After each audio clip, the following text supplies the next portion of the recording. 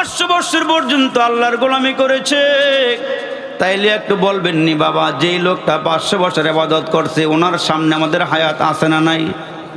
কি উম্মতের হায়াত গড় আয়ু 60 থেকে 70 বছর, আর এরা 500 বছর ইবাদতই করছে।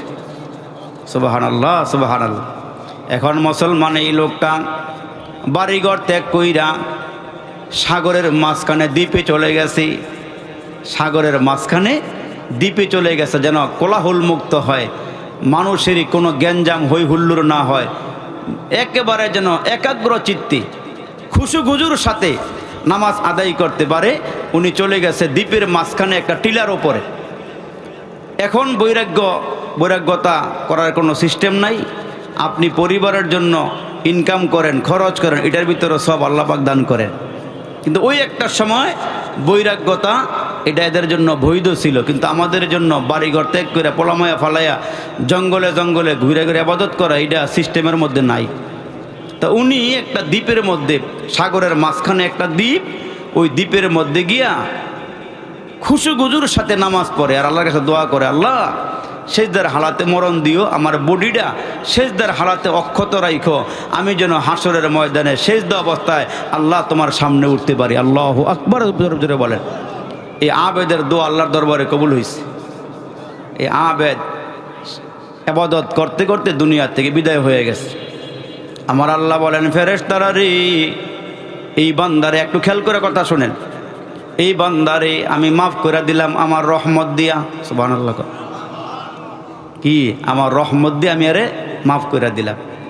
বান্দা তো মনে মনে চিন্তা করতেছে, আমি 500 বছর দ্বীপের সাগরের মাঝখানে একটা দ্বীপ, এই দ্বীপের মধ্যে বাড়িঘর সব কিছু ফালাইয়া দিয়া ইবাদত করলাম। আল্লাহ আজকে বলতেছে, আল্লাহ পাকের রহমত দিয়া বলে, দয়া দিয়া বলে, অনুগ্রহ দিয়া আমাকে মাফ করছে, তাইলে আমার 500 বছর ইবাদত গেল কই? 500 বছর যে গোলামি করলাম এগুলো কই গেল? আল্লাহু আকবার। আমার আল্লাহ ডাক দিয়া বলেন, ফেরেশতারা রে, তার কণ্ঠনালীটা শুকাইয়া দাও, তার গলার মধ্যে জিহ্বার মধ্যে পিপাসা লাগাইয়া দাও। এমন পিপাসা লাগছে, এখন পানি খাওয়া খুব দরকার।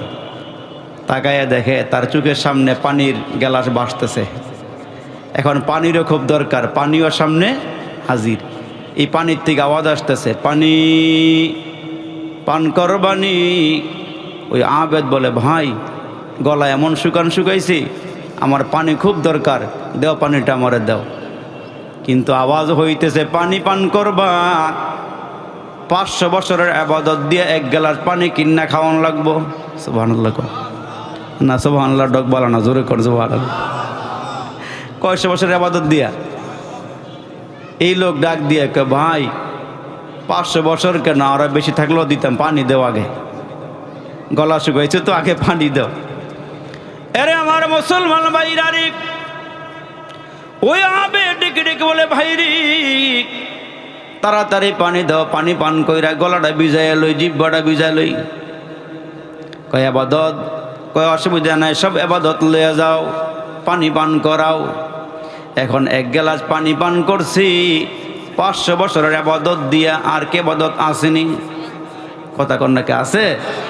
আর তো ইবাদত নাই। এরে আমার বাবাজিরা রে, আমার আল্লাহ ডাক দিয়ে কে, বান্দারি তুমি যে 1 গ্লাস পানি পান করলা 500 বছরের ইবাদত দিয়া, তাহলে শোনো, তুমি যেই সাগরের মাঝখানে দ্বীপে ছিলা, ওই দ্বীপের মধ্যে চতুর্দিকে লবণাক্ত পানি ছিল। আমি আল্লাহ তোমার জন্য দ্বীপের মধ্যে আমি একটা মিষ্টি পানির ফোয়ারা চালু করে দিয়েছিলাম। তুমি যে এত বছর পানি পান করছো, এটার বিনিময়ে আমারে কি দিবা? ওইখানে তোমার আমি আল্লাহ একটি ডালিম গাছ লাগাইয়া দিয়েছিলাম, ওইখান থেকে তুমি ডালিম খাইছো।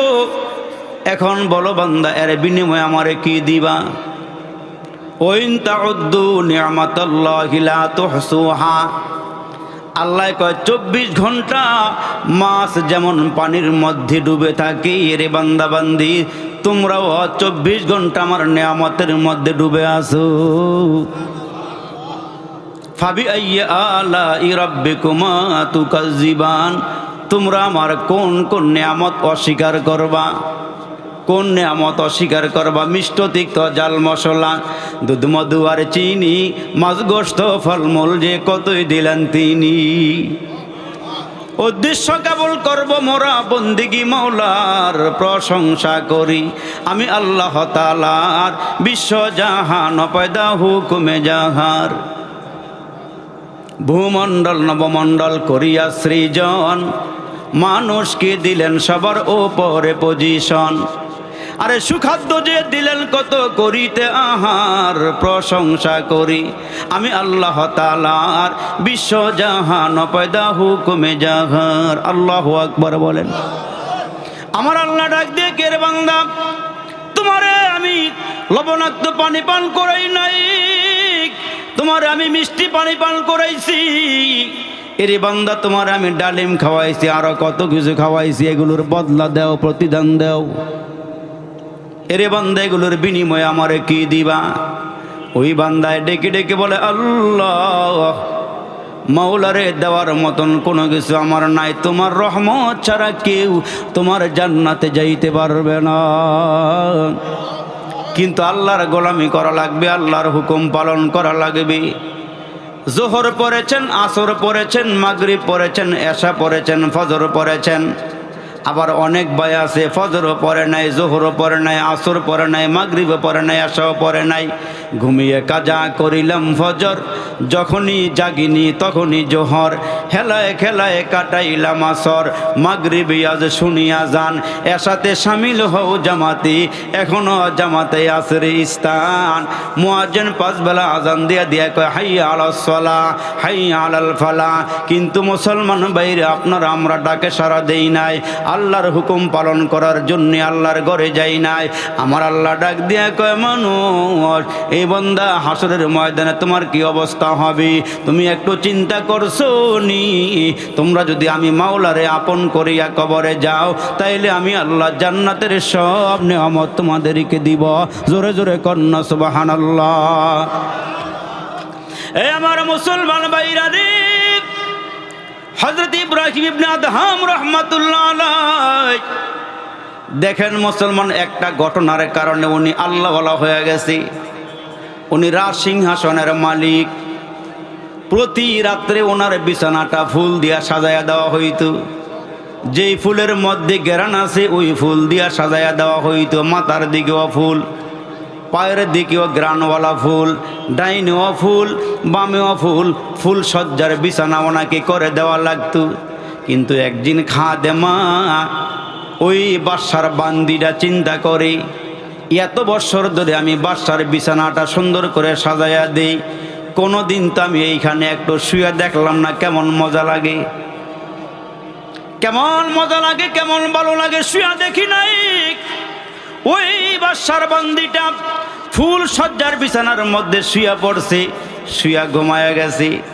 বাদশার যখন ঘুমের টাইম হয়েছে, ঘুমাইবার জন্য বিছানার কাছে আইসা দেখি সাধারণ একটা কাজের মেয়ে বান্দিটায় বিছানার মধ্যে শুয়া রইছি। দেরি করে নাই, জল্লাদরে ডাইকাই না বলে কত বড় কাজ করছে দেখো। অপর রাজা, আমি একজন বাদশাহ, আমার বিছানার মধ্যে কাজের মেয়ে শুয়ে থাকবে তা হইতে পারে না। তাড়াতাড়ি বেতের আঘাত করো, বেতের প্রহার করো। কাজের মেয়েটাকে জল্লাদ দিয়ে বেতের আঘাত এমন দিলেন, এমন পিটানি দিলেন, প্রত্যেকটা পিটানিতে গায়ের চামড়াগুলো মুসলমান ফাইটা রক্ত বের হয়ে গেছে।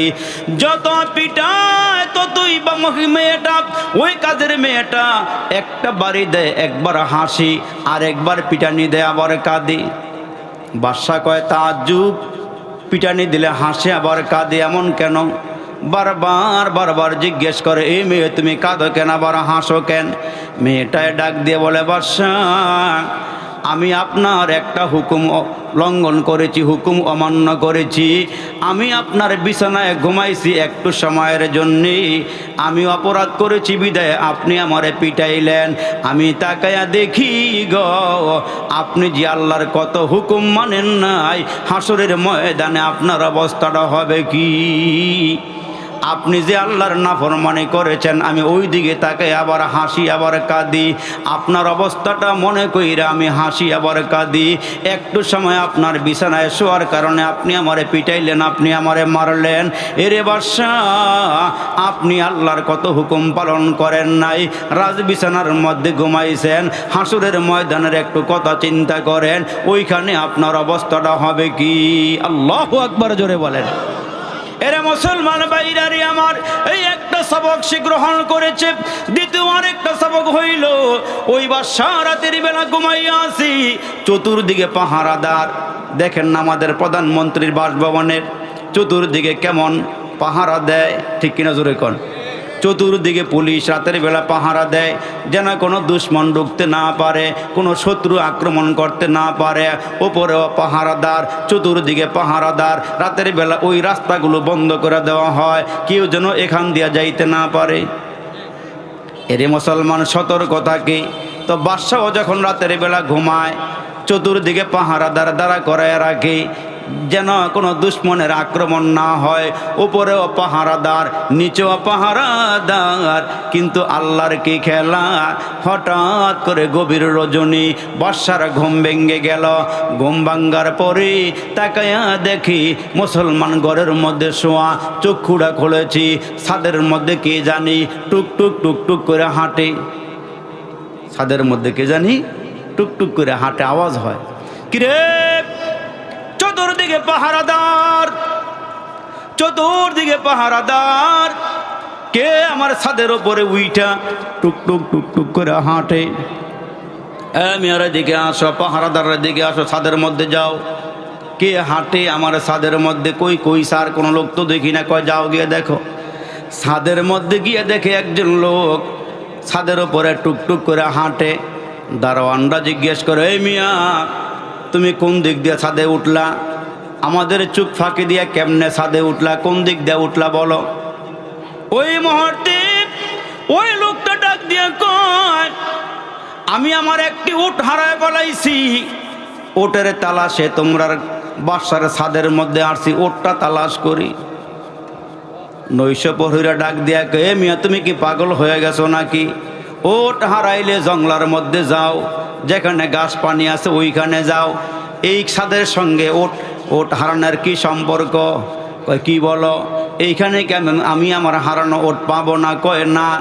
কয় আমি যদি আমার হারানো ওট ছাদের মধ্যে না পাই, তাহলে তোমার বাদশারে গিয়া বলো রাজ বিছানার মধ্যে শুয়া শুয়া আল্লাহ পাওয়া যাবে না।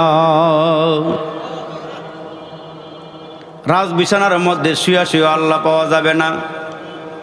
ওয়ালা তাহসাবান্নাল্লাহা গাফিলান আম্মা ইয়ামালুজ জালিমুন। আল্লাহ পাক ডাক দিয়ে জালেমদেরকে জানায়া দাও, জালেমদেরকে জানায়া দাও, যারা আমার দিক থেকে গাফেল হয়ে যায়, যারা আমারে চিনে না, আমার হুকুম পালন করে না। এরে মুসলমান, দুনিয়ার আমিত্ব বরত্ব নিয়ে যারা ভাব নিয়ে চলাফেরা করে, এদের অবস্থা হাসরের ময়দানে কেমন হবে? এই জন্য মুসলমান ভাইরা রে আমার, এই দুনিয়া আমাদেরকে একদিন ত্যাগ করতে হবে, দুনিয়ার থেকে আমাদেরকে বিদায় হওয়া লাগবে। এই জন্য মুসলমান ভাইরা কিছু সম্বল নিয়ে কবরে যান, কিছু আমল নিয়ে কবরে যান। ফামান কানা ইয়ারজু লিকা রাব্বিহি ফালইয়ামাল আমালান সালিহা। যারা হাসরের ময়দানে আল্লাহর সাক্ষাৎ কামনা করে, আল্লাহ আমরা দেখি নাই, কিন্তু আল্লাহ একজন আছে, বোঝা যায়, ঠিক কিনা জোরে কোন? আসমান দেখলে মালিক বোঝা যায়, জমিনটার দিকে তাকাইলেও মালিক বোঝা যায়।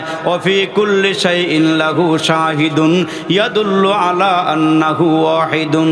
সাজার মে হাজার মে তেরে রঙ্গে বু জিদহার দেখতা হো ইদহার তু হি তু। যেদিকে তাকাইবা সেদিকে আল্লাহ, পাহাড়ের দিকে তাকাইলে দেখি আল্লাহ। এই পাহাড়গুলো এত বড় কইরা কইরা একসঙ্গে মাটি জমাইয়া একসঙ্গে পাহাড় পাথর জমায়া এত বড় বড় পাহাড়গুলো কি বানাইল, নদ নদী খাল বিল এত গভীর কি এতগুলো মাটি কাইটা খাল বানাইল, কি এত মাটি কাইটা সাগর বানাইল। একটু চিন্তা করে দেখছেন, এত বড় আসমানটা শূন্যস্থানে ঝুলিয়ে আসি, যেই আসমানের একটা খুঁটি নেই, একটা খাম্বা নাই, আসমানটা কি সুন্দর করে ঝুলাইয়া রাখলো। এই জন্য আল্লাহর পয়গম্বর বলেন, মান তাফাক্কারা সাআতান ফি খালকিল্লাহি খায়রুম মিন ইবাদাতি সিত্তিনা সানা। আল্লাহর রাসূল বলেন, আমার উম্মত যদি আল্লাহর সৃষ্টি নিয়ে গবেষণা করে, আসমানটা কি বানাইলো, জমিনটা কি বানাইলো, সাগর নগর কি বানাইলো, আমার এত সুন্দর করে বডি দিয়া কে বানাইলো, যদি একটু চিন্তা করা হয়, আল্লাহর পয়গম্বর বলেন 1 ঘন্টা চিন্তা করলে 60 বছর নফল ইবাদত করার সওয়াব আল্লাহ আমলনামায় জমা কইরা দে। 1 ঘন্টা চিন্তা করবেন যে আমার কে বানাইলো, আমি কোথায় থেকে আসলাম। আরে বাবা, দুধের কেজিও এখন 80, 90, 100 টাকায় বিক্রি হয়, ঠিক কিনা কোন? অথচ আমার যেই বস্তু দিয়ে আল্লাহ বানাইছে এটার কোনো মূল্য নাই। 1 ফোঁটা নাপাক পানি বাবার মাধ্যমে মায়ের জরায়তু গেছে, এই নাপাক পানির কোনো মূল্য নাই।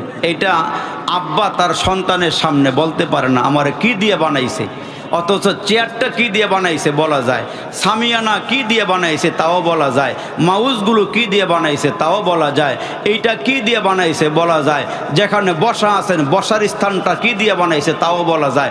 অথচ আমারে কি দিয়ে বানাইছে আমি জনগণের সামনে বলতে পারি না, বললে এখানে নাক ছিটকে আর কয় হুজুর এটা না কইলে বলা আছে।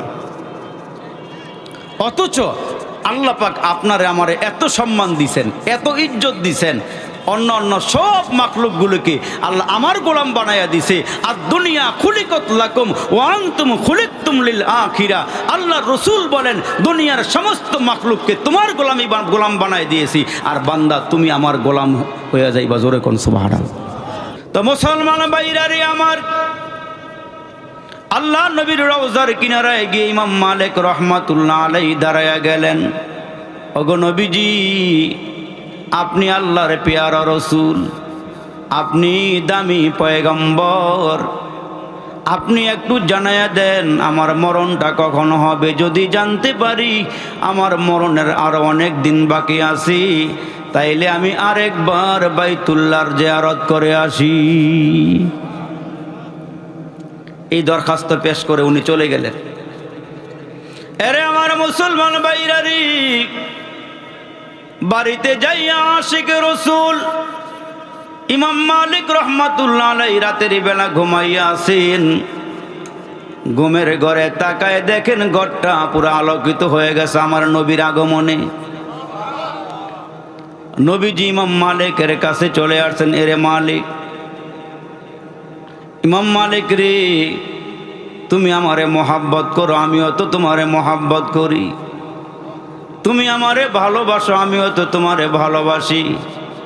এই জামানার কোনো উম্মত যদি একটা সুন্নতের ওপরে আমল করে, মান আহাব্বা সুন্নতি ফাকাদ আহাব্বানি, আমার রসুল বলেন কেউ যদি আমার সুন্নতরে ভালোবাসি, সে উম্মত যেন আমি পয়গম্বরে ভালোবাসলো।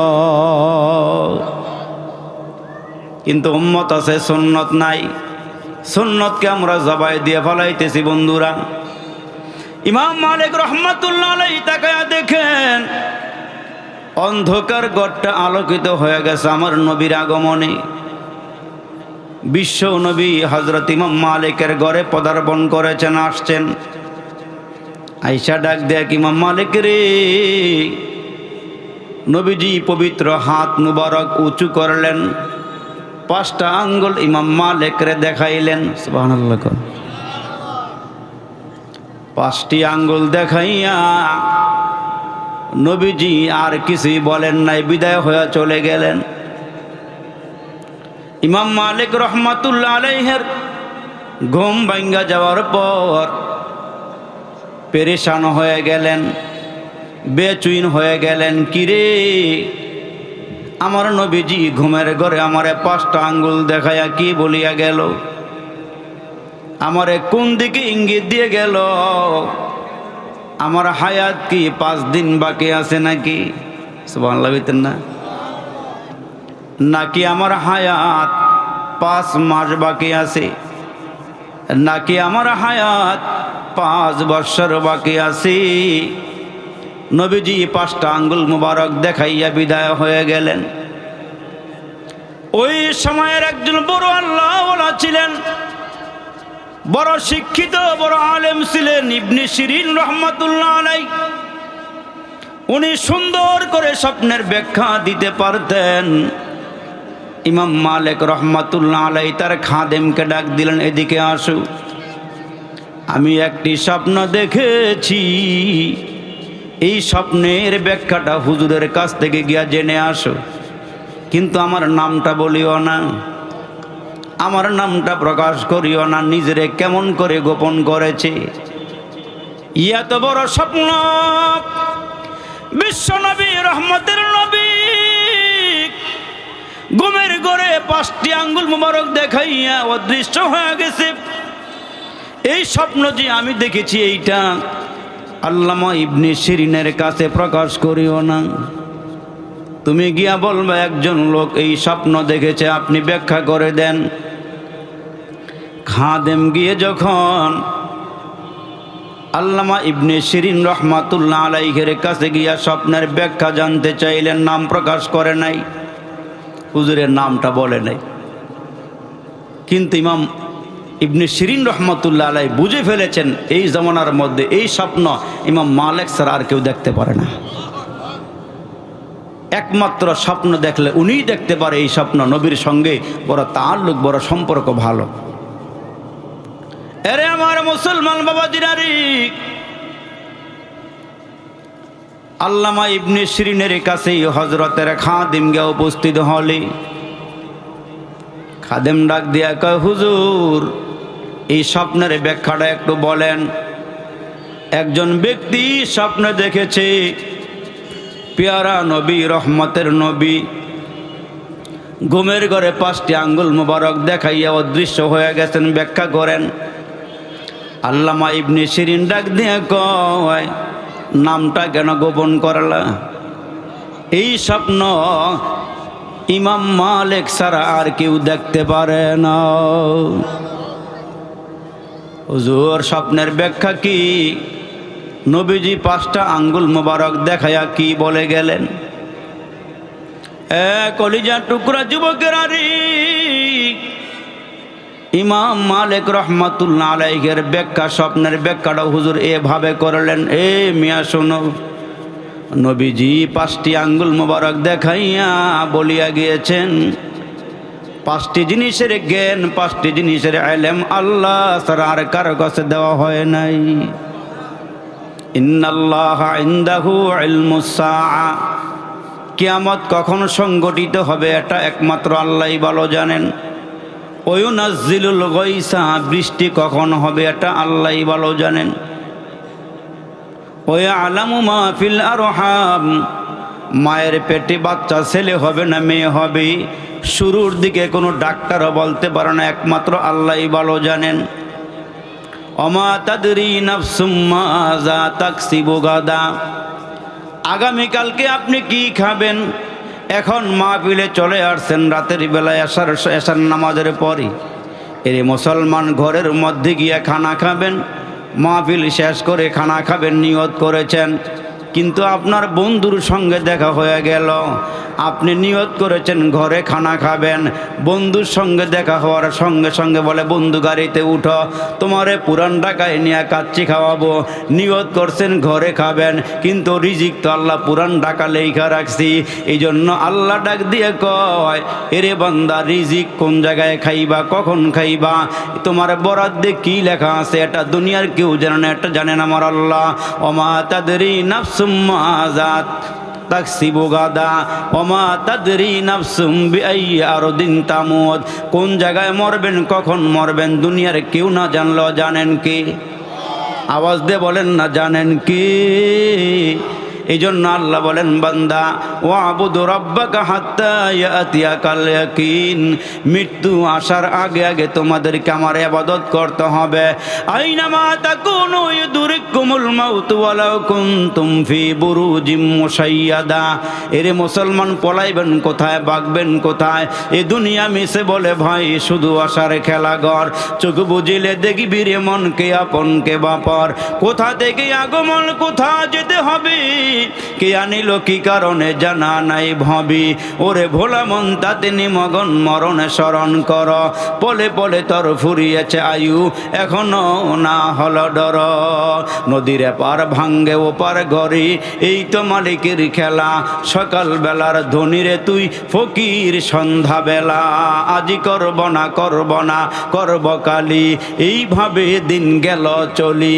কেমনে মোরা হিসাব দিব আল্লাহর কাছে, হিসাব যদি চায় দিন ফুরিয়ে যায় রে আমার, সময় ফুরিয়ে যায়। তোমরা মানুষ মনে রাইগো, তোমার এই বাড়ি গাড়ি, তোমার এই সম্পদ, তোমার এই জায়গা, তোমার এই সুন্দর দেহ থাকবে না রে হায়। মাটির দেহ মাটির মাঝে মিশবে রে ধুলায়। মাটি হতে জন্ম নিলাম মাটিতে মরণ, মাটি হতে জন্ম নিলাম মাটিতে মরণ। মাটি হতে উঠতে হবে রাখিও শরণ। আটশো একা যাবে একা, সঙ্গে নিবা কি? সঙ্গে নিবা দুটো নাম আল্লাহ আর নবী। আনতাল্লাযী ওয়ালাদাতকা উম্মুকা বাকিয়ান ওয়ান্নাসু হাওলাকা ইয়াদহাকুনা মাসরুরা ফাজহাদ লিনাফসিকা ইয ইয়াকুনু বাকিয়ান ফি ইয়াউমি মাউতিকা দাহিকা ওয়া মাসরুরা। প্রথম যেদিন তুমি এসেছিলে ভবে, কেঁদেছিলে তুমি একা, হেসেছিল সবই। এমন জীবন করো হে গঠন, মরিলেও হাসিবে তুমি, কাঁদিবে ভুবন। এমন আমল করে বিদায় হয়ে যাও, এমন আমল করে বিদায় হয়ে যাও, মরার পরেও যেন মানুষ তোমার জন্য দোয়া করে আর বলে লোকটা বড় ভালো ছিল। এরে মুসলমান, হায়াতের জীবনে আমরা কি আমল করেছি? আপনার আমার কি আমল আছে? আল্লাহ বলেন আইয়ুকুম আহসানু আমালা, তোমরা কারা নেক আমল করো, কারা ভালো আমল করো। ফামাইয়া আমাল মিসকাল যাররাতিন খায়রান ইয়ারা ওয়া মাইয়া আমাল মিসকাল যাররাতিন শাররান ইয়ারা। এইখানে এইসব ভালো কাজ করছেন এইটারও হিসাব হবে, আবার খারাপ কাজ করছেন এইটারও হিসাব হবে। ইন্নাল আবরার লাফি নাঈম, যারা নেক কাজ করবে আর আল্লাহর জান্নাতে যাবে। ওয়াইন্নাল ফুজ্জার লাফি জাহিম, যারা খারাপ কাজ করবে আর জাহান্নামে যাবে। এজন্য আমার আল্লাহ ডাক দেয়া কয় মানুষ তোমাদেরকে দুনিয়াতে পাঠাইলাম, অনার্থক পাঠাই নাই, ও কারণে পাঠাই নাই, নিষ্প্রয়োজনে পাঠাই নাই, অহেতুক পাঠাই নাই। তোমাদেরকে পাঠাইছি আমার গোলামির জন্যে, তোমাদেরকে পাঠাইছি আমার দাসত্বের জন্যে। আল্লাহকে আমার হুকুমগুলো পালন করতে থাকো, আমার বন্দেগিগুলো বন্দেগি করতে থাকো। এরে বান্দা বন্দেগি কইরা কইরা আবার হাতগুলো বাড়ায় বাড়ায় কইর, বইল রব্বানা তাকাব্বাল মিন্না ইন্নাকা আনতাস সামিউল আলিম। আল্লাহ ইবাদত বন্দেগি যা করেছি আমার পক্ষ থেকে, আল্লাহ মেহেরবানি করে তুমি একটু কবুল করে নিও। আল্লাহ বলা মানুষের সহবতে গেলে মানুষ দামি হয়ে যায়। আরে ওই যে চরমনার একজন কালো মানিক ছিল, মরহুম ফজলুল করিম রহমাতুল্লাহ আলাই, ওনার জীবনীর মধ্যে আসছে, এরে মুসলমান বাবা, উনি বরিশালে এক জায়গায় ওয়াজ করতে গেলেন। ওই এলাকার মধ্যে ছিল একজন বড় ডাকাত, নাম ছিল তার মমতাজ। ডাকাতি করার জন্যে সব কিছু রেডি কইরা কমপ্লিট কইরা রাতের আধারে বের হইয়া ডাকাতি করবি।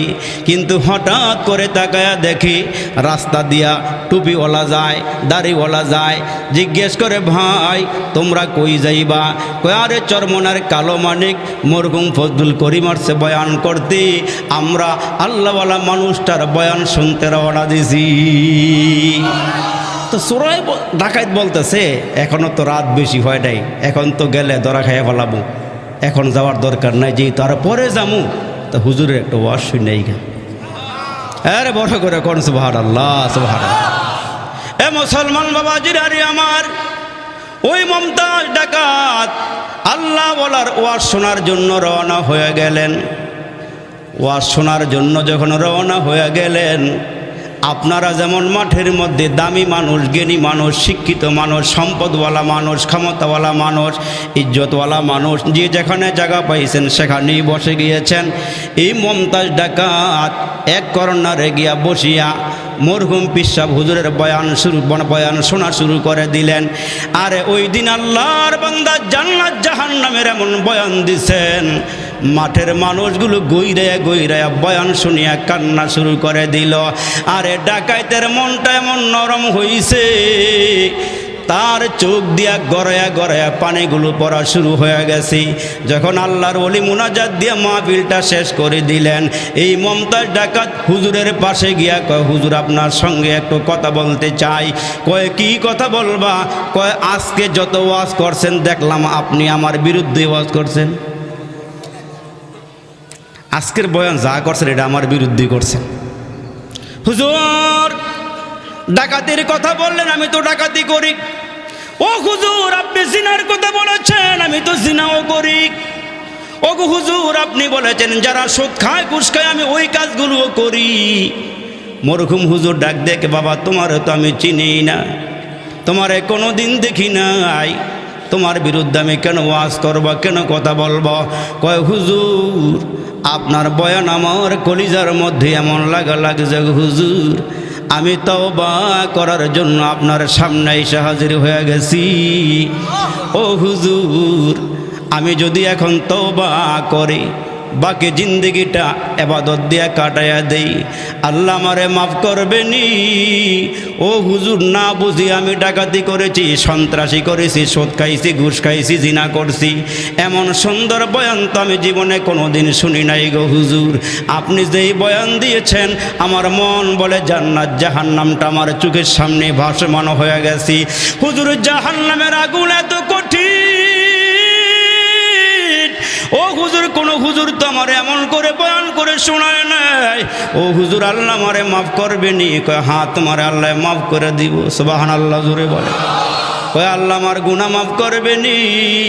কয় তোমার গুনাহ যদি পাহাড় বরাবর হয়ে যায়, সাগরের ঢেউয়ের ফেনা বরাবর হয়ে যায়, তোমার গুনাহ যদি আসমান জমিনের মাঝখানের জায়গা বরাবর হয়ে যায়, তুমি যদি আল্লাহরে আল্লাহ বলিয়া ডাক দিতে পারো, আমার আল্লাহ তোমার সব গুনাহ খতা মাফ করিয়া দিবি। ওই মমতাজ ডাকাত কা হুজুর আমার তওবা করাইয়া দেন। আরে মুসলমান সিলেটের কালু ডাকাত, সে বলে আমি অনেক পীরের দরবারে গিয়েছি কিন্তু আমার ভালো লাগে নাই। আমার এলাকার লোকেরা ধৈরা যখন আমার চরমনার হুজুরের কাছে নিয়ে গেছি, যারা ইউটিউব চালান লিখবেন মুসলমান কালু মাস্তান, লেখা আপনি চার্জ দিবেন, দেখবেন কালু মাস্তান ভাইসা উঠবে। ওই কালু মাস্তান বলে আমি অনেক পীরের দরবারে গেলাম, ওইখানে যাওয়ার পরে আমার ভালো লাগে নাই, আমার এলাকার কিছু চরমনার মুরিদার আমার ধৈরা নিয়ে গেল, আমি ওইখানে 3 দিন সময় কাটাইলাম, বয়ান শুইন আমার কলিজা শীতল হয়ে গেছে। ওইখান থেকে আমার বড় বড় চুল ছিল, আমি চুলগুলো কাইটা বালাইছি, বড় বড় মোচ ছিল, মোচগুলো কাইটা বালাইছি। ওই ময়দানে বৈশা নিয়ত করছি দাড়ি আর কাটুম না। আমি ওই ময়দান থেকে লম্বা জুব্বা গায়ে দিয়েছি, পাগড়ি কিনেছি, 5 কল্লি টুপি কিনা আমি এখন কালু মাস্তান। আরে কালু মাস্তান নাই, আমি এখন তাহাজ্জুদ পড়ি, আমি এখন আউয়াবিনের নামাজও পড়ি, এশরাকের নামাজও পড়ি, সিজদা দিলেই আমার মজা লাগে। 2 বেলা আল্লাহর জিকির করলে বড় ভালো লাগে। এ মুসলমান নবীর উম্মতের দল, চিনল যারা কিনল তারা, চিনে নাই যারা কিনে নাই তারা, রসুল চিনবে যারা আল্লাহ পাবে তারা, আমার আল্লাহ পাবে যারা পরকালের জান্নাত পাবে তারা। জোরে কোন মারহাবা। এ মুসলমান নবীর উম্মতের দল, ওই মমতাজ ডাকাত তওবা করেছে, বলে হুজুর আমি আর ডাকাতি করব না। ও হুজুর আমার আল্লাহকে আমারে মাফ করবেনি? কয় হ্যাঁ তোমার আল্লাহ তোমারে মাফ করে দিব, তবে একটা দাওয়াত, আমার চরমনার ময়দানে বৎসরে 2 বার মাহফিল হয়, তুমি একটা মাহফিলে হইল যাইও, 3 দিন ওইখানে থাইকো, তোমারে দাওয়াত দিয়ে গেলাম। ও মুসলমান মমতাজ ডাকাত কয় আমি যখন ময়দানে গেলাম, আরে ময়দানে জিকিরের আওয়াজ, লা ইলাহা ইল্লাল্লাহ বলিয়া যখন ধাক্কা দেয় ময়দানটা কাঁপিয়া উঠি। আমার মাওলার নাম নিয়ে মানুষগুলো পাগল পারা হয়ে যায়। জাহান্নামের কথা বললে মানুষের চোখ দিয়া গড়ায় গড়ায় পানিগুলো পড়ে, আরে জান্নাতের নিয়ামতের কথা বললে মন বড় হয়ে যায়। এই মুসলমান বলেন 3 দিন আমি ওইখানে ছিলাম, এখন ওইখান থেকে এসে আমি তওবা করিয়া নামাজ শুরু করিয়া দিলাম, ডাকাতি অস্ত্রগুলো নদীতে বালাইয়া দিলাম, ডাকাতি আর করি না। কিন্তু কি বুঝলাম না, কয়েকদিন পরে আমার এলাকার মধ্যে একটা ডাকাতি হয়েছে। কে ডাকাতি করছে আমি জানি না, কিন্তু মামলার আসামি 1 নম্বরটা আমি। কে ডাকাতি করছে আমার জানা নাই, কিন্তু 1 নম্বর আসামি দিয়েছে মমতাজ ডাকাতের। কিন্তু এখন মমতাজ ডাকাতের মুখে দাড়ি, মাথার মধ্যে টুপি, পাগড়ি এবং লম্বা জুব্বা, সুবহানাল্লাহ জোরে কর। এখন এই মমতাজ ডাকাতের দইরা থানাত নিয়ে গেছে। মমতাজ ডাকাত, লেবাস তো ভালোই ধরছ, ডাকাতি করলা কেন? কয় স্যার আমি ডাকাতি করা অনেক আগের থেকে বন্ধ করে দিছি। ভালো করে সাইজ করলেই সব বার হয়ে যাবে না। ডাকাতি কয়জন মিল্লা করছো, কেমনে কেমনে করছো? তখন হ্যান্ডকাপ লাগাইয়া মমতাজের লয়ে গেছে থানার মধ্যে নেওয়ার পরে এখন ফরমান জারি হয়েছে, ডাকাতের নিয়ে পিটাও। মমতাজ ডাকাত ডাক দিয়া কয় স্যার পিটাইবার আগে আমারে 5 মিনিট সময় দিবেন। কেন? কয় আমি ওযু করে 2 রাকাত নামাজ পড়ব, তারপরে আমারে পিটাইয়েন। আমি আমার মাওলার সাথে একটু বুঝা পরামর্শ করে লই। মমতাজ ডাকাত ডাক দিয়া ওযু করলাম, 2 রাকাত নামাজ পড়লাম, নামাজের সিজদায় গিয়ে আল্লাহরে ডাক দিয়ে বললাম, আল্লাহ আমি এখন বুঝাইলেও ও সিদারোগা বুঝবে না, কিন্তু আমি তো ডাকাতি করি নাই। আল্লাহ আমি কেমনে বুঝাবো? তুমি তো আমার মালিক, তুমি এদেরকে বুঝাইয়া দিও। আল্লাহ তুমি আমারে সাহায্য করিও, আল্লাহ তুমি আমারে নুসরত করিও, সাহায্য করিও। 2 রাকাত নামাজ শেষ করিয়া যখন পুলিশের সামনে আসছে, পুলিশ বলে এখন তোমার উপরে অত্যাচার শুরু হবে। কয় স্যার মাইরের আগে আমার আর একটা কথা। কয় কি কথা? কয় স্যার গো পিটাইবার আগে আমি আমার জুব্বাটা একটু খুইলা লই। আর একটু জোরে কন্যা সুবহানাল্লাহ। কয় মাথার পাগড়ি একটু খুইলা নেই, টুপিটা খুইলা নেই। ওসি ডাক দিয়া কয় এ মিয়া পাঞ্জাবি থাকলে তো 2-1টা পিটা দিলি, পাঞ্জাবির মধ্যে লাগলে গায়ে আঘাত কম লাগবে। ওই মমতাজ ডাকাত ডাক দিয়ে কই স্যার এই জুব্বা তো আমার না, এই জুব্বা হলো মদিনাওয়ালার জুব্বা। আমারে যত পিটানের দরকার পিটান, এই জুব্বার মধ্যে একটা বেতের আঘাত লাগতে দিব না। আপনারা যখন আমার হাত পায়ে বেরি লাগাইয়া পিটাইবেন, হয়তো পিটাইতে পিটাইতে মাথায়ও আমার পিটুনি লাগতে পারে, আমি এই টুপির মধ্যে আঘাত লাগতে দিব না, এই পাগড়ির মধ্যে আমি আঘাত লাগতে দিব না। দারোগায় ডাক দিয়া কয় রে সে যেমনি বলতেছে মনে হয় সে ডাকাতি করে নাই, সে মনে হয় ডাকাতি করে নাই। আরে সুন্নতি লেবাস যেই লোকটা পরে এই লোকটা গুনাহ করতে পারে না। এ মুসলমান বন্ধু, গুনাহ করলেও মুসলমান তার খাসলতের দোষ, কিন্তু মুসলমান বাবাজিরা রে আমার বন্ধু ওই মমতাজ ডাকাতকে মুসলমান ভাইরা কান্না দিয়ে আল্লাহকে ডাক দিয়ে কয় মালিক তুমি আমারে সহযোগিতা করো, তুমি আমারে আল্লাহ এই মুহূর্তে বিপদ থেকে উদ্ধার করো। এর নবীর উম্মতের দল হেদায়েত এমন করে ঢুকছে তার কলিজার ভিতরে, সে সব পাপ ছাইরা দিছে। এই জন্য আল্লাহ ডাক দেয় কয় নবী গো আপনি ওয়াজ করেন, ওয়াজ করার দায়িত্ব আপনার, আর মানুষের সিনাগুলোকে পরিবর্তন করে দেওয়ার দায়িত্ব আমি আল্লাহ। এ মুসলমান, বুখারী শরীফের হাদিসের মধ্যে আসছে আল্লাহ রসুল বলেন বাইনা ইসবাইনে রহমা, আল্লাহর কুদরতি 2 আঙ্গুলের মাঝখানে হইল বান্দার কলব। আল্লাহ বলেন যেদিকে ইচ্ছা আমি সেদিকে ঘুরাইতে পারি। আমার আল্লাহ ডাক দেয় নবী গো আপনার দায়িত্ব দাওয়াত দেওয়া, আপনার দায়িত্ব মানুষগুলোকে আমার দিকে আহ্বান করা, আর ওই মানুষগুলোকে আমার পথে ডাইকা নেওয়ার দায়িত্ব হলো আমি আল্লাহর। এই জন্য আল্লাহ ডাক দেয় নবী গো চিন্তার কোনো কারণ নাই, অস্থির হওয়ার কোনো কারণ নাই। আপনি দাওয়াত দিতে থাকেন, একটা সময় এমন হবে আপনি নবী দুনিয়ার থেকে বিদায় হয়ে যাবেন, কিন্তু কালিমার মালা সারা বিশ্বের জমিনে পথ করে উঠতে থাকবে। ও নবী আপনি কোরআন নিয়ে কষ্ট করেছেন, এই কোরআন পড়তে গিয়ে কত মার খাইছেন।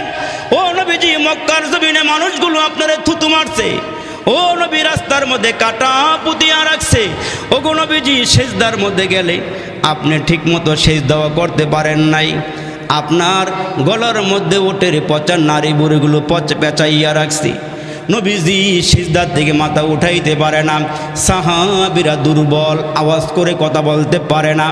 এরে মুসলমান, নবীর একজন সাহাবী হযরত আব্দুল্লাহ ইবনে মাসউদ বলেন, আমি তাকায়া দেখি আমার নবী খানায়ে কাবার কিনারায় সিজদার মধ্যে পড়ে আছি, সিজদার মধ্যে পড়ে আছি। আর ওই মুহূর্তে আবু জাহেল তার সাঙ্গ পাঙ্গদেরকে ডাক দিয়া কয় গতকালকে একটা ওট জবাই হয়েছে, পাহাড়ের কিনারায় নারী বুড়িগুলো পেঁচে পড়ে আসি, যাও তাড়াতাড়ি করি মুহাম্মদ সিজদায় থাকা অবস্থায় এগুলো টাইনা হেসরায় নিয়ে আইসা মুহাম্মদের গলায় পেঁচাইয়া দাও, আর আমরা স্টিল দাঁড়ায়া থাকবো, মুহাম্মদের গলা থেকে কেউ সরাইতে পারবে না, মুহাম্মদ দুনিয়া থেকে বিদায় হয়ে যাবে। আব্দুল্লাহ ইবনে মাসউদ বলেন, আমি দূরে দাঁড়ায় রইলাম গো, আমার নবী সিজদায় পড়ে গেছি, আর ওটের নারী বুড়িগুলো পেঁচাই আমার নবীকে শ্বাস রুদ্ধ করে মারতে চায়। হযরত আব্দুল্লাহ ইবনে মাসউদ বলেন, তখন নবীজির মেয়ে ফাতেমা ছোট্ট, আমি একটা পাগলের মতন দৌড় দিলাম, নবীজির উদ্ধার করতে পারলাম না, কথা বলার সাহস নাই। কাফেররা চতুর্দিকে দাঁড়িয়ে আছে, তামসা দেখে গো, আমার নবী উহু করে আওয়াজ দিলে কাফেররা দূর থেকে খিলখিল করে হাসে। আমি যখন সহ্য করতে পারলাম না, আমি চলে গেলাম নবীজির ঘরের কিনারায়, সামনে গিয়া দাঁড়ায় ডাক দিলাম, ফাতেমা রে, তুমি না তোমার মার মৃত্যুর সময় ডাইকা ডাইকা বলেছিল, মারে তুমি এখন কেন কান্না করো, তোমার চোখের কিনারায় কেন গো পানি মা? ওই মুহূর্তে মা খাদিজা ডাক দিয়ে কই, ফাতেমা রে, আমি কি জন্য কাঁদি তুমি বুঝবা না, তুমি ছোট্ট মেয়ে বুঝবা না। ফাতেমা ডাক দিয়া কয়, মারি আমি ছোট হইতে পারি, আমি কিন্তু নবীর কন্যা ফাতেমা, জোরে কন্যা সুবহানাল্লাহ। আমি কিন্তু যেমন তেমন ঘরের থেকে জন্ম নেই নাই, আমার বাবা নবী আর নবীর বিবি হইল খাদিজা, তার গর্ভের থেকে আমি আসছি। মা আমি বুঝি, তুমি বলো কি বলবা, কি জন্য কাঁদো? আমার নবীর ছোট্ট মেয়ে ফাতেমা খাদিজার কিনারায় গিয়া কচি দুইটা হাত বাড়াইয়া দিয়া মায়ের চোখের থেকে পানিগুলো মুছে আর নিজে ধার দ্বারা দাও দাও করিয়া কাঁদে, ডাক দিয়া কয়ে, মরে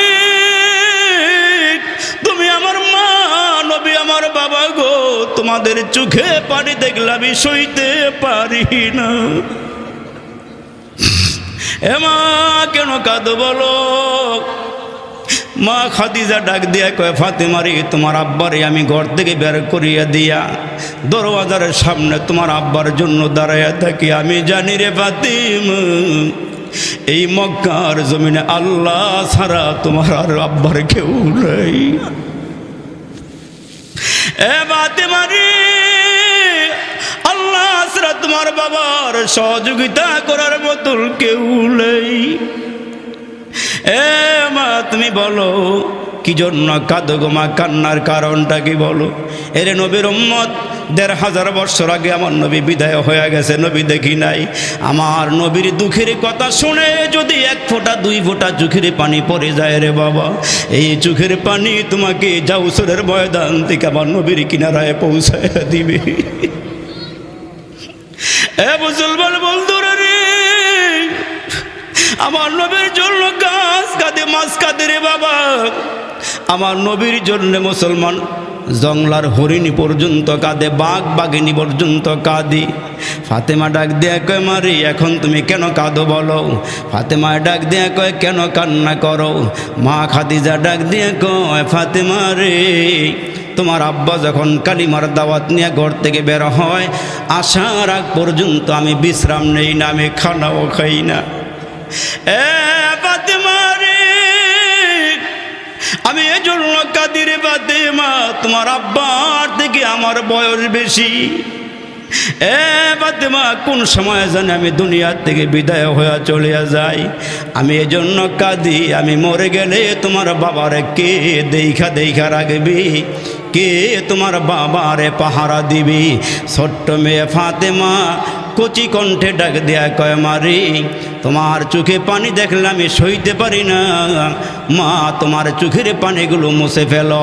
আমি ওয়াদা করতেছি গো মা, যে কয়দিন দুনিয়াতে আমি বাঁচব, দুনিয়ার কেউ না দেখলো আমি আমার বাবারে দেখা রাখব।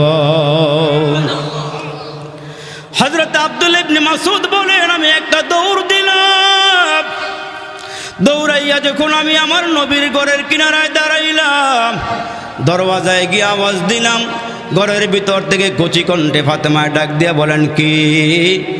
আল্লাহর নবীর সাহাবী হযরত আব্দুল্লাহ ইবনে মাসউদ বলেন, আমি আব্দুল্লাহ ইবনে মাসউদ। কি জন্য আসছেন? ফাতেমা, এই জন্য আসছি, তোমার আব্বা খানায়ে কাবার সামনে সিজদায় পড়ে আছে। ফাতেমা রে, কাফেরের দলেরা রে, পাহাড়ের কিনারা থেকে পচা ওঠেন নারী বুড়িগুলো টাইনা টাইনা হেসরায়া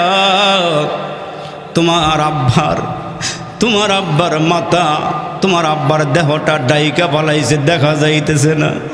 তোমার আব্বা সিজদা থেকে মাথা উঠাইতে পারে না। ফাতেমা শুইনা পাগলের মতো একটা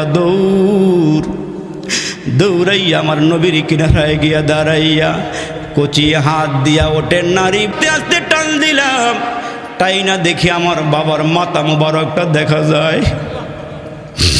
আমার বাবা সিজদায় পড়ে আছে, আমার বাবার পুরা দেহের মধ্যে ওঠেন নারী ভরে দিছে, কিন্তু আমার বাবা আল্লাহর তসবিহ পড়া বন্ধ নাই, চিৎকার করে কোন আল্লাহু আকবার। মুসলমান বাবাজিরা রে, ফাতেমা টাইনা ওঠেন নারী ভুড়িগুলো সরাইয়া দিলে নুরানি বদনে পুরা রক্ত পচা গন্ধ লেগে আছে। আমার নবীর কিনারায় দাঁড়ায়া ফাতেমা দুইটা হাত বাড়াইয়া দিছি, বদদুয়া করবি। আমার নবী সিজদার থেকে মাথা উঠাইয়া কচি দুইটা হাত টেনে নিচে নামায়া দিয়া কয়, মারে তুমি কচি কণ্ঠে মাওলার যদি ডাক দাও, মাওলা তোমার দোয়া তো কবুল করা ফলাইব রে মা। এই মুহূর্তে তুমি যদি গজবের দোয়া করো রে মা, তুমি যদি গজবের দোয়া করো, তুমি না নবীর মেয়ে ফাতেমা রে, তোমার দোয়া আল্লাহ কবুল কইরা নিবি। মা, এই মুহূর্তে যদি আমার আল্লাহ দোয়া কবুল করিয়া গজব দিয়া দেয়, গজব দিয়া যদি সব কাফের বেদিনকে হালাক করিয়া দেয়, ধ্বংস করে দেয়, মারে আমারে আল্লাহ যে মিশন দিয়া দুনিয়াতে বাড়াইছে, এরা মরে গেলে আমি কার কাছে কালিমার দাওয়াত দিব রে মা?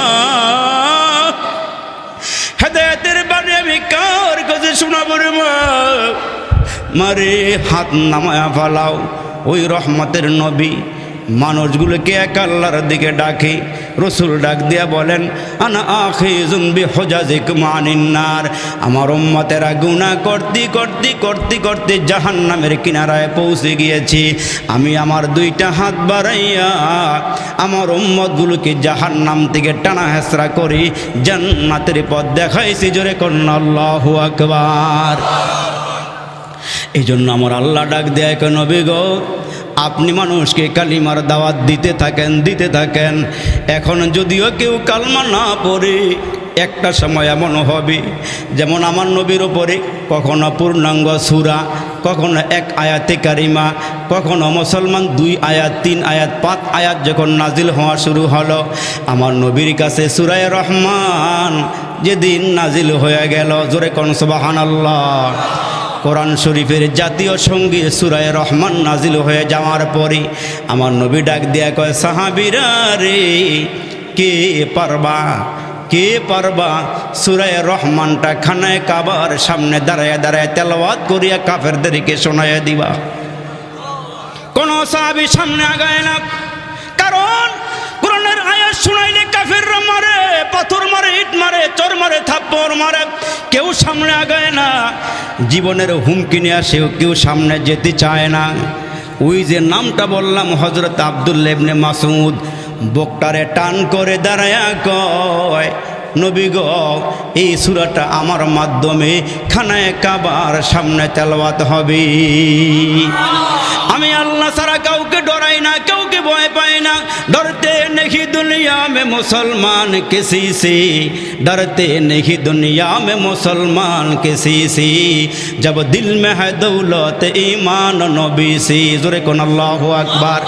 तलवार पकड़ हुए निकल मैदान आसिर, दुश्मन के मुकाबल तो लगा नारा तकबीर। तो मर्द मुसलमान हो, तू मर्द मुसलमान, एक हाथ में तलवार है एक हाथ में কোরআন। নহিক মোরা বুক বিলাসের শাহাদাত ছিল কাম্য মুদের, নহিক মোরা বুক বিলাসের শাহাদাত ছিল কাম্য মুদের। ভিখারির বেশে খলিফা যাদের শাসন করিলেন আধা জাহান, মোরা সেই মুসলমান। আল্লাহু আকবার। এ মুসলমান বাবাজিরা, সাহাবী দাঁড়ায় গেলেন, হুজুর আমার কোনো ভয় নাই, আমি আল্লাহর কথাগুলো মানুষকে শোনাবো। জোরে কোন সুবহানাল্লাহ, আর একটু জোরে কর না সুবহানাল্লাহ। এখন তো মুসলমান দলের লোকের বিরুদ্ধে কথা কইলে মেজাজ গরম লাগে, আব্বার বিরুদ্ধে কথা বললে মেজাজ গরম লাগে, মায়ের বিরুদ্ধে কথা বললে মেজাজ গরম লাগে, পীরের বিরুদ্ধে কথা বললে মেজাজ গরম লাগে।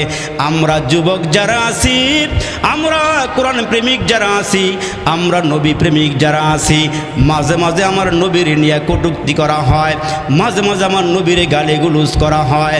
আজকের এই জাউচরের ময়দান থেকে নবী প্রেমিকারা দুইটা হাত উঁচু করে আল্লাহর দেখাই দেবেন আর বলবেন, আল্লাহ জীবন যদি দিতে হয় প্রয়োজনে গায়ের তাজা রক্ত দেওয়া হইল, আমার নবীর সম্মানকে রক্ষা করব। কারা কারা তৈয়ার? দু হাত উঁচু করে আল্লাহর দেখান। নারায়ে তাকবীর, নারায়ে তাকবীর। আল্লাহ সবগুলো হাত কবুল করো। জোরে কোন আমিন। আর একটু জোরে বলেন আমিন। আমাদের একটা স্লোগান হবে, আমরা হচ্ছি রসুল সেনা, ভয় করি না বুলেট বোমা। জোরে বলেন ঠিক না বেঠিক? আমরা নবীর জন্য প্রয়োজন হলে জীবন দিয়ে দিব, নবীর জন্য আমরা ময়দানে ঝাঁপিয়ে পড়ব। ঠিক কিনা? জোরে আওয়াজ করে বলে। আমার মুসলমান ভাইরা, সাহাবী দাঁড়ায় গেলেন। একজন সাহাবী নাম হলো হযরত আব্দুল্লাহ ইবনে মাসউদ। হুজুর এটা আমার দ্বারা সম্ভব, আমার জীবন বাজি রেখে হলেও আমি খানায়ে কাবার সামনে গিয়া সূরা রহমানটা তেলাওয়াত করে কাফেরদেরকে শোনাইয়া দিব। জোরে কোন সুবহানাল্লাহ। রাসূল বললেন, পারবা? মার খাইতে হইব। হুজুর রেডি আছি ইনশাআল্লাহ। জোরে কোন না সুবহানাল্লাহ। হুজুর আমার মারবে, পিটাবে। হুজুর আমার কোনো অসুবিধা না, আমি জানি জীবন গেলে জীবন পাওয়া যাবে, ইমান গেলে ইমান পাওয়া যাবে না। ইমানের তাকাজায় আমি সামনে আগাইতে চাই। নসরত করার মালিককে, সাহায্য করার মালিককে। বুকে হিম্মত নিয়ে সূরা রহমান নিয়ে খানায়ে কাবার সামনে দাঁড়ায় গিয়েছে। আমার নবীজি হযরত আব্দুল্লাহ ইবনে মাসউদকে বের করে দিয়া একবার গুজরাতে যায়, আবার বাহিরে, আবার ঘরে ঢুকে, আবার বাহিরে। অস্বস্তিকর অবস্থায় রাসূল পেরেশান হয়ে গেছেন।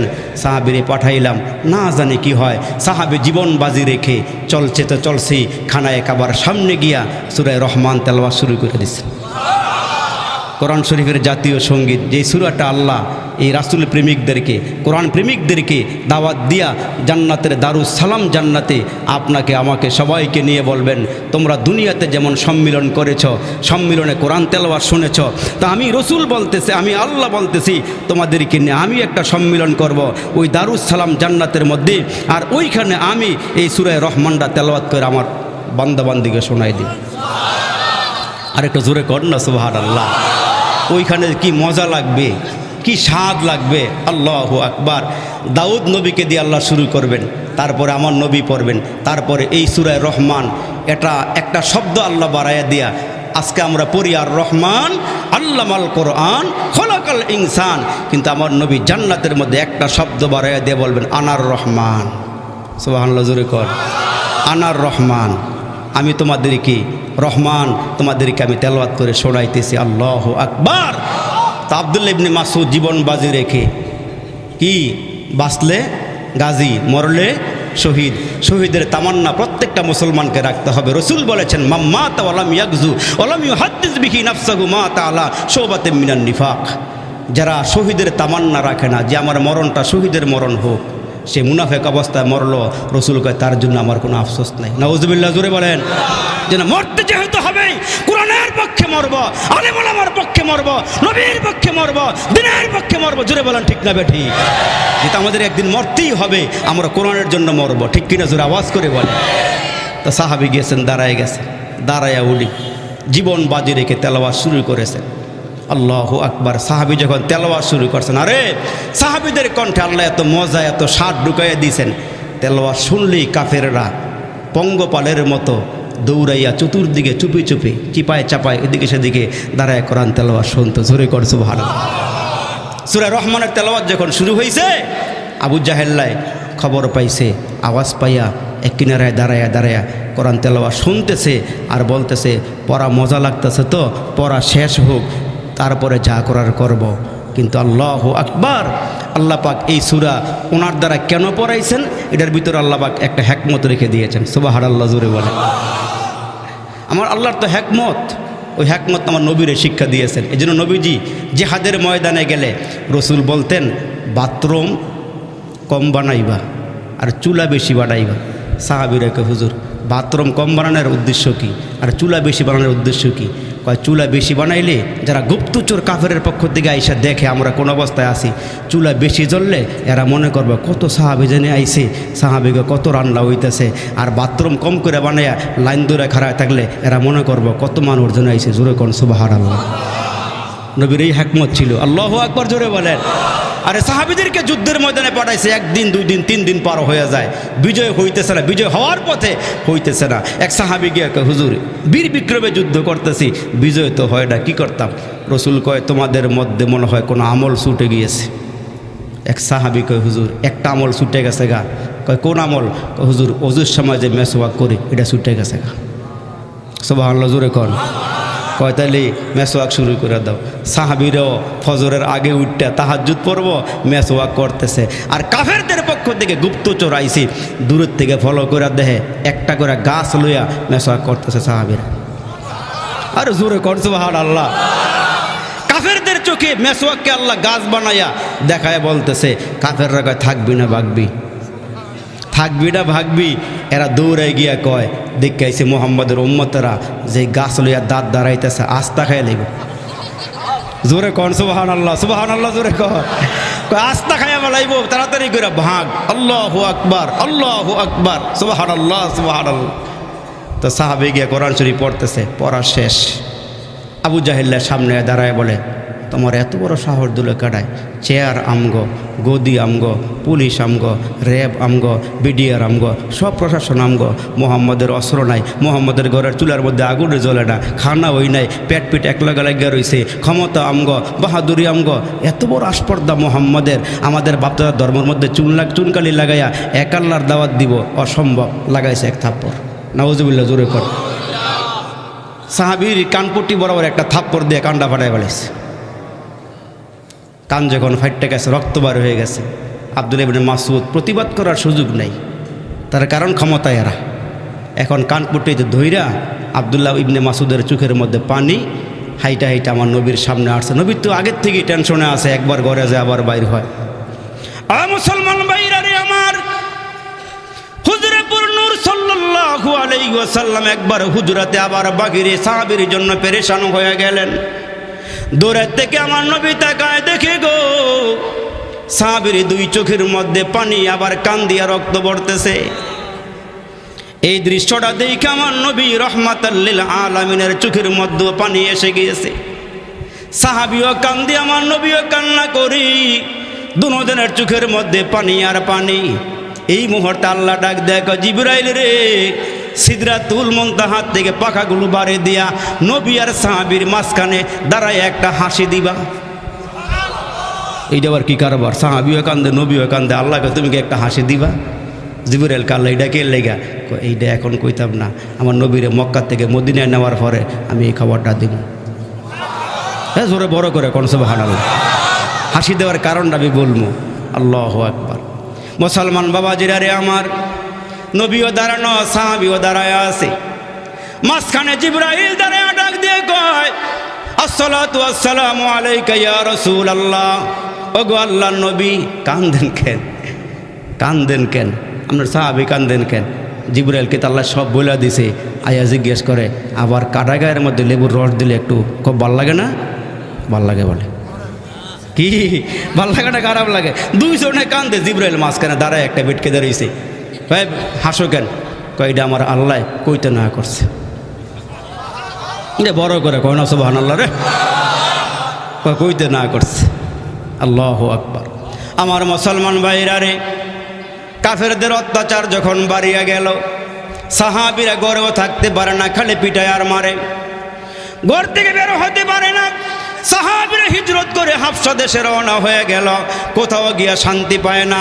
হাবশায় একদল লোক নবীজির চাচাতো ভাই সহকারে গেলে, কুরাইশের লোকেরা হাবশা গিয়া কয়, এ বাদশাহ, যারা মক্কা থেকে আসছে এদেরকে আপনি তাড়াইয়া দেন, এদেরকে সরাইয়া দেন। বাদশাহ ডাক দিয়ে কয়, সরাইতাম কেন? এরা কেন আসছে একটু জিগাই লই। সুবহানাল্লাহ। এখন নাজ্জাশী বাদশাকে, এই সবগুলো মুহাম্মদের অনুসারী যারা আছে, যারা হিজরত করে হাবশায় আসছে, এদের সবাইকে আমার সামনে আনো। সব সাহাবী, জাফর ইবনে আবু তালিব সহকারে, তার স্ত্রী সহকারে, অন্য অন্য যুবক সাহাবী, বুড়া সাহাবী সব গিয়ে সামনে হাজির। বাদশাহে ডাক দিয়া কয়, আমার সামনে তোমরা বসো। এদিক দিয়া আবু জাহেলের গোষ্ঠীও গেছে, আমার নবীর সাহাবীরাও গেছে, মুখোমুখি হয়ে গেছে। নাজ্জাশী বাদশাহ ডাক দিয়া বলে, তোমরা কি বলো, এদেরকে সরাই দেবো না এরা আমাদের সাথে থাকবো? পাদ্রীরাও ওই তাল ধরে কয়, সরাই দিলেই ভালো হয়, সরাই দিলেই ভালো হয়। নাজ্জাশী ডাক দিয়া কয়, আচ্ছা কথাগুলো একটু শুনি। আর নবীজির চাচাতো ভাই জাফর ইবনে আবু তালিব দাঁড়ায় কয়, বাদশাহ আমার কিছু বক্তব্য। কয় বলো। কয়, আমরা মূর্তি পূজা করতাম, পুতুল পূজা করতাম, গাছ পূজা, মাছ পূজা করতাম, আমরা মরা গোশত খাইতাম, আমরা জিনাবে বিচার করতাম, সুদ খাইতাম, ঘুষ খাইতাম, আমাদের মধ্যে ভালো কোনো কারবার ছিল না, ডাকাতি করছি, সন্ত্রাসী করছি, চুরি করছি, সব করছি। কিন্তু মোহাম্মদ দুনিয়াতে আইসা আমগো লগে মিল্লা, আমগো দাওয়াত দিয়া মোহাম্মদ যা বলে এক আল্লাহর কথা বলে, জিনা করতে না করে, মানুষকে পিটাইতে না করে, ডাকাতি করতে না করে, চুরি করতে না করে। নাজ্জাশী কয়, তাহলে তো ভালো কথাই কয়। আর একটু জোরে কন সুবহানাল্লাহ। ভালো কথাই তো কয়। মোহাম্মদ খারাপ কইছে কি? কয়, আচ্ছা মোহাম্মদ কি মিশন লইছে?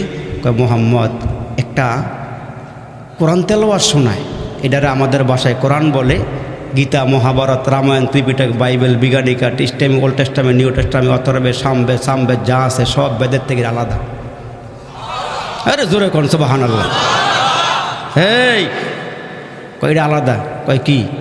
কয়, এটা তোমরা আমার একটু পয়রা শোনাইতে পারবা? জাফর ইবনে আবু তালিব কয়, হ্যাঁ পারবো। সুবহানাল্লাহ। যখন কোরআন শরীফের কয়েকটা আয়াত পড়ছে, জাফর ইবনে আবু তালিব তাকায়া দেখে নাজ্জাশী বাদশার চোখে পানি, পাদ্রীগো চোখে পানি, যে যেখানে আছে এমনি বেটকে দাঁড়িয়েছে। সুবহানাল্লাহ। জোরে কর না আওয়াজ দিয়ে। নাজ্জাশী ডাক দিয়া কয়, আমার রাষ্ট্রীয় সম্মানে আর আমার এখানে বসবাস করবে। যারা আসছে আবু জাহেলের গোষ্ঠী, তাড়াতাড়ি ভাগো, তাড়াতাড়ি ভাগো।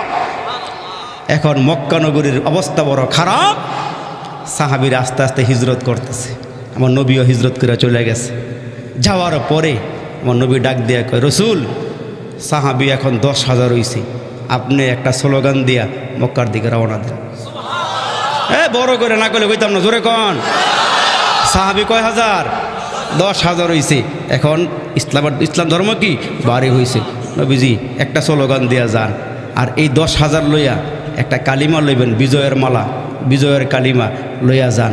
ওই যে জিবরাইল হাঁটছিল, আপনার দুজনে কাঁদছিলেন, এটার পুরস্কার এটা। আর একটু জোরে কন সুবহানাল্লাহ। ওইটার পুরস্কার এইটা। আল্লাহু আকবার। মুসলমান ভাইরা রে, আমার আল্লাহ ডাক দিয়ে কই, নবী গো, আপনি দুনিয়ার থেকে বিদায় হয়ে গেল, কিয়ামত পর্যন্ত আওয়াজ চলবে, কোরআনের আওয়াজ চলবে, কেউ থামাইতে পারবে না।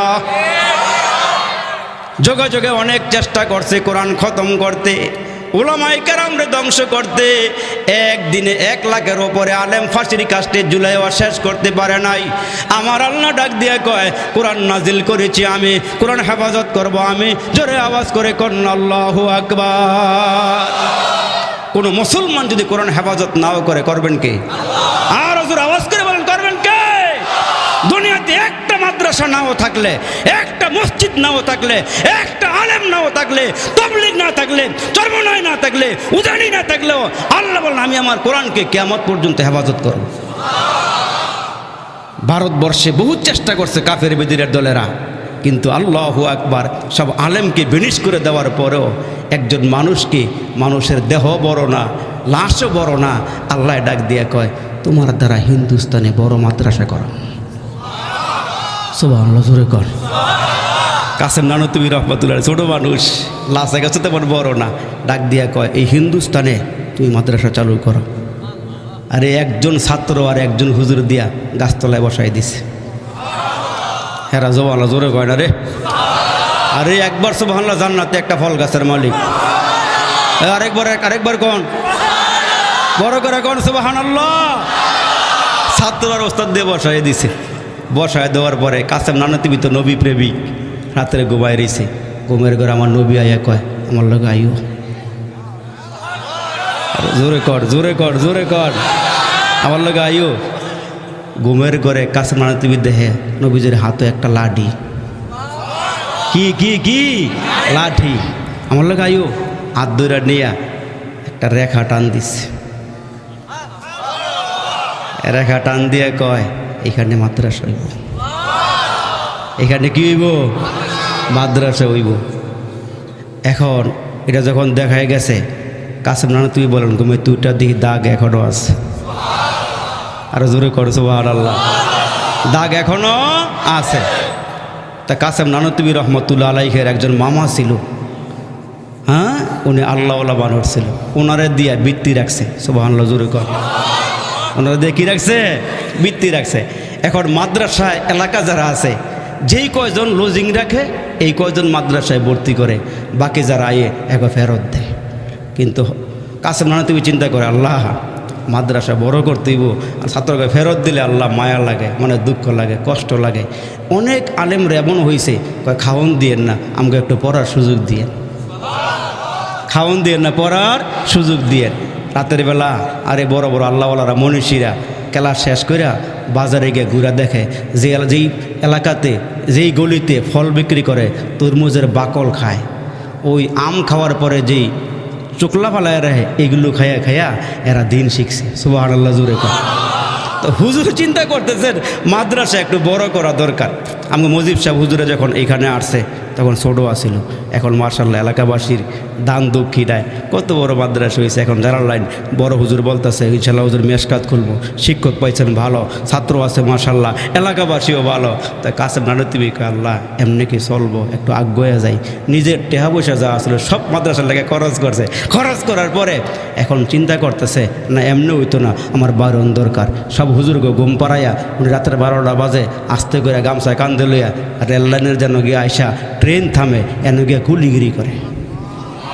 আর একটু জোরে কন, জোরে কন সুবহানাল্লাহ। এত সহজে মাদ্রাসা আমরা পাইছি, দিনকে এত সহজ আমার কাছে আসছে। উনি গিয়ে কুলিগিরি করে, কুলিগিরি করে করে যা টাকা পায় এটি ঘরে কাটায়, সংসারে খরচ করে না, মাদ্রাসার ফান্ডে আইনা জমা করে। একদিন রাত্রে সারা রাত জায়গা, কোনো লোক নামে না, বোঝাও বইতারে না, টেকাও অপকারে আসে না। মনটা বড় খারাপ, কয় আল্লাহ এমনি ফিরাই দিবা। তাই আর দেখে ট্রেন থামছে শেষ বেলা ইসা, একজন নামছে, দুই গাড়টি একটা লইয়া কাছে গিয়া কয় ভাই এই গাড়টি কই নিবেন? কয় বাড়িতে নিব। কয় আমার দিয়া নিবেন? তোমার বডি মডি যে দেয় আলগাই তার বইটা। কয় আপনি যদি একটু আলগাই দেন আমি নিতার মু ইনশাল্লাহ। জোরে কোন সুবহানাল্লাহ। আলগি দিয়ে দিলে নিতার মু আমি। নিতার তো রাস্তা কিনে আবার বেঁকে যাই বাগা? কয় না পারো। আল্লাহর বলি কাসেম নানতুবিকে মাথার মধ্যে দিছে, লইয়া যায়। আর খ্রিস্টান কয় কিরে এই ছোটো বেটা এত বড় বোঝা নেয় কেমনে? বালা করে উকিতে চাইয়া দেহে মাথার থেকে সাইরাঙ্গুল উপরে। আর একটু জোরে কন সুবহানাল্লাহ, আল্লাহু আকবার। খ্রিস্টান সামনে গিয়ে খাড়ায় কয় এই পরিচয় কি, নাম কি? আমার নাম কাসেম। কটা করা কোন কাসেম তুমি? দেওবন্দের কাসেম? কয় হ্যাঁ। এই গাড়িটি তোমার লেগে আনছি, মাদ্রাসার লেগে আনছি। জোরে কন সুবহানাল্লাহ। এই গাড়িটি মাদ্রাসার লেগে আনছি, চলো মাদ্রাসা আমার গাড়ি আমার মাথার মধ্যে দাও। খ্রিস্টান গাড়িটি দিয়ে কয় আমার মুসলমান বানাই দেন। আর এরকম করে করে মাদ্রাসা বাড়ছে। এটি নবীর ইশারার মাদ্রাসা। তুমি মাদ্রাসার জঙ্গিবাদ কইয়া তালেবান কইয়া এই কইয়া হেই কইয়া বন্ধ করে দিবা। আল্লাহ কয়ে কোরআনের বাতি জ্বালাইছে, আমি হেফাজত করব। আমি জোরে বলেন ঠিক না বেঠে? এই জন্য আল্লাহ পাক আমাদের মাননীয় প্রধানমন্ত্রী জবান দিয়ে বার করে দিছে। উনি একটা সময় কইছে যে কমি মাদ্রাসার মধ্যে কোনো জঙ্গি ট্রেনিং দেওয়া হয় না, এখানে কোনো জঙ্গিমুগি নাই, এখানে খাঁটি আল্লাহওয়ালা তৈরি হয়। সুবহানাল্লাহ জোরে আওয়াজ দিয়ে বলে। এরা অনেক ফিকির করে দেখছে, রাত্রেবেলা ঘুরে ঘুরে দেখছে হুজুররা উঠতে উজু করে কোরআন শরীফ পড়ে। সুবহানাল্লাহ জোরে কর, সুবহানাল্লাহ জোরে কর, আল্লাহু আকবার। এজন্য আল্লাহ ডাক দিয়া কই নবী গো উম্মতকে জানায়া দেন, উম্মতকে জানায়া দেন নবীজির এক নাম্বার কাজ হইল ইয়াতলু আলাইহিম আয়াতিহি। উম্মতের এক নাম্বার কাজ হইল কোরআন শরীফ পড়া, নবীর এক নাম্বার কাজ হইল কোরআন শরীফ পড়া। নবীর যেই কাজ উম্মতেরও, নবীজির যেই কাজ উম্মতেরও সেই কাজ। এজন্য উম্মতেরা কাজ করবে, উম্মতেরা কোরআন শরীফ পড়বে। আর আল্লাহ ডাক দিয়া কয় উম্মত কোরআন শরীফ পড়লে আমি আল্লাহ রহমতের খাজিনা বের করে দিব।